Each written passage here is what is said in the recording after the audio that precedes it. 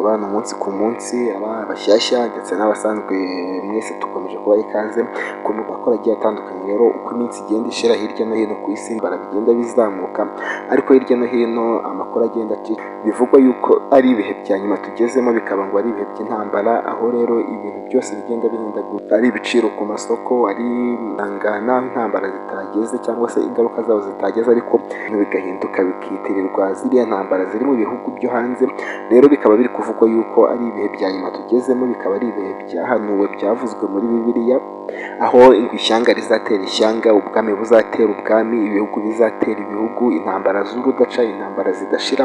Ibi bihe rero akaba ari byo bihe dusohoyemo, akaba ari byo bihe turi kwinjiramo muri iyi minsi, bakaba ari byo bihe biri kugenda bizamuka kurenza ibindi byose, aho ubu ngubu nta yandi makuru akomeye ari kuvugwa usibye amakuru y'intambara mu bihugu bituranye ndetse no hirya no hino bigiye bitandukanye. Rero tukaba turi mu ngaruka z'ibyo byose, tukaba turi mu ngaruka mbi z'izo ntambara, tukaba turi mu gihe kibi cyane bitewe n'izo ntambara. Ariko ku rundi ruhande bamwe bakavuga ngo ni ibyahanuwe bigomba kubaho, abandi bakavuga ngo ibyo ngibyo ni ibintu biza bikarangira, abandi bati ntabwo bigomba kurangira hataje imperuka y'isi, abandi bati nyine babivuga mu buryo butandukanye. Ariko ibi bihe turimo birakomeye abanyarwanda, namwe batuye isi muri rusange.